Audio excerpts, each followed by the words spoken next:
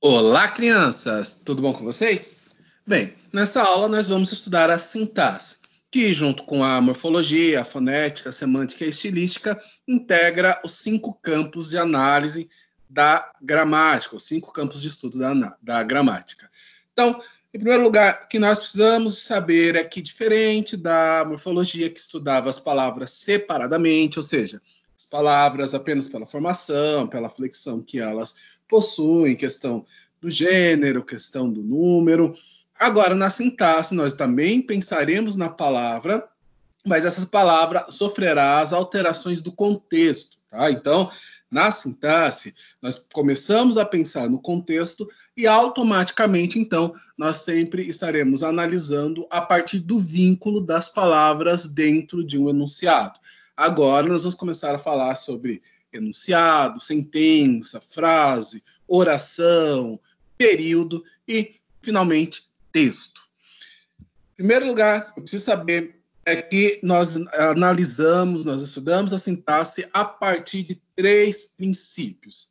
Tá? E o primeiro princípio é a ordem. Como nós podemos ver aqui, 2 frases que possuem exatamente as mesmas palavras e a mesma quantidade, obviamente, de palavras, mas essas palavras estão em ordens diferentes. Tá? E isso muda totalmente o sentido da frase. Olha só que legal. O que até então, na morfologia, nós não víamos, agora nós começamos a ver na sintaxe o sentido da frase. Por exemplo, José ama Maria. Na primeira frase, nós podemos entender, interpretar que José ama Maria, mas não diz o texto da primeira frase que Maria também ama José, ou seja, que o amor de José é correspondido. Na segunda frase, por sua vez, acontece exatamente o oposto. A Maria que é quem ama José, mas sabe-se lá se José também ama Maria, não é verdade? Por isso, nós entendemos aqui 3 elementos que vai ser ou vai compor a estrutura padrão da análise sintática que nós entenderemos e estudaremos daqui a algumas aulas. Tá? Sempre tem o elemento ativo, a ação e o elemento passivo. Qual é o elemento ativo? Que pratica determinada ação. José é o elemento ativo da primeira frase porque ele é quem ama. Maria é o elemento ativo da segunda frase porque é ela quem ama. A ação expressa sempre por um verbo, aqui nesse caso em ambas as frases, o verbo ama. E o elemento passivo, onde Maria é elemento passivo da primeira frase, ora, é óbvio, ela que sofre a ação de ser amada, né? José pratica a ação e Maria sofre a ação praticada por José. E da mesma forma, na segunda frase, é Maria quem ama, então Maria é o elemento ativo, ama é a ação, e o elemento passivo é José, porque ele é o receptor dessa ação. Ok. Mas não é apenas a ordem, nós temos também o segundo princípio da sintaxe aqui, que é a relação. A relação entre os termos. Lembra que a sintaxe estuda o vínculo das palavras? Então, fica muito claro quando eu olho para essa frase. Pedro comprou uma máscara. Veja que o verbo comprar aqui, que demonstra uma ação, né? Esse verbo está conjugado na terceira pessoa do singular do pretérito perfeito do indicativo. Pedro comprou uma máscara. Agora, ele está no singular porque eu estou falando que foi Pedro quem praticou essa ação.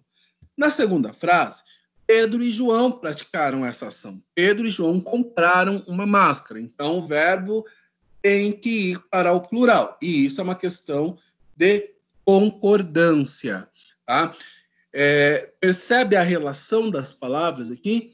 Como é importante o vínculo dessas palavras, o relacionamento dessas palavras acaba interferindo no sentido, na flexão, na forma, na formatação, na morfologia de cada palavra. Tá?